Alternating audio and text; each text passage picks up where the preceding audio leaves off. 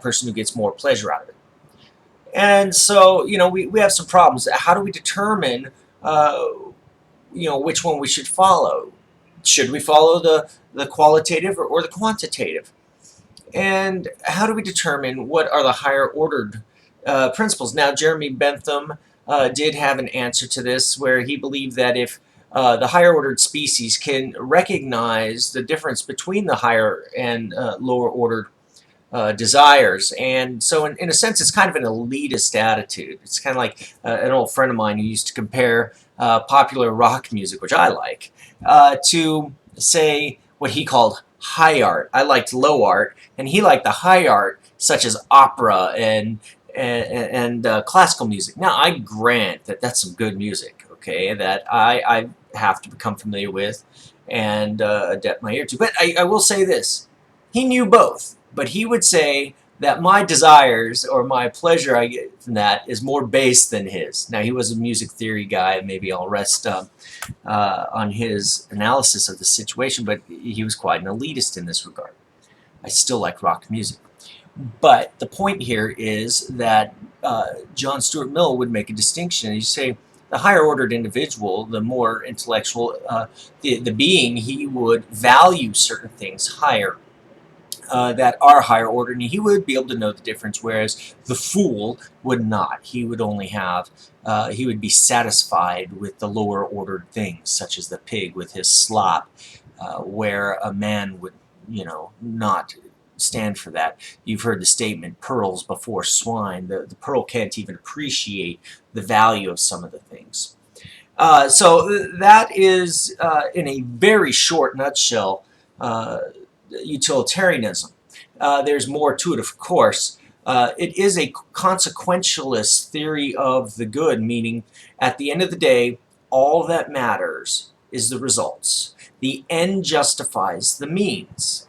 And so, in a sense, it can devalue the individual person. Now, let me give you an example of this.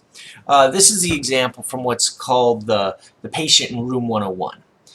Let's pretend or imagine a possible world where we have a patient. And this patient is perfectly healthy. He just goes in and he's going to, get his checkup. And he goes to the doctor's office and a nurse leads him into the room and says, hey, sir, I'd like you to just wait in this room and I'm going to give you a shot and then the doctor will be in to see you. And so she administers a shot in his arm and he's sitting there in the room and he passes out from the shot. She knocked him out. Well, unbeknownst to this gentleman, in the next 4 rooms are 4 patients who desperately need organs. One needs a liver. Let's say this person was an alcoholic and drank their liver to destruction. The person in the next room needs a set of lungs. Say this person was a smoker and got lung cancer. Now they need a lung transplant.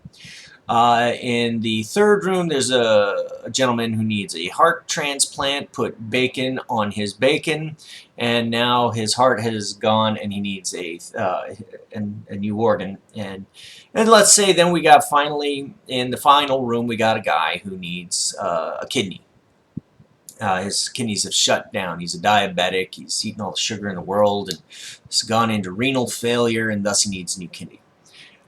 So the doctor knocks out the patient, or I should say the nurse does. The doctor comes in, he removes this patient's organs, and he distributes them to the other patients, the other 4 patients, in the other 4 rooms, and they live. So now what we have is a situation where, from a utilitarianistic standpoint, we could say that these 4 people who desired to live, that had a strong desire to live, and let's say the man in room 101 had a strong desire to live, but if we do the math, we have quantity and perhaps even qualitatively a higher number of pleasure points. And so from the hedonistic calculus, it can be argued, at least argued, some might say, try to argue otherwise, but at least from the beginning, it looks like we can argue that this is the right thing to do. And if utilitarianism is the right thing to do, or the right theory, then this seems to be a morally acceptable outcome. But that seems to go against our intuitions.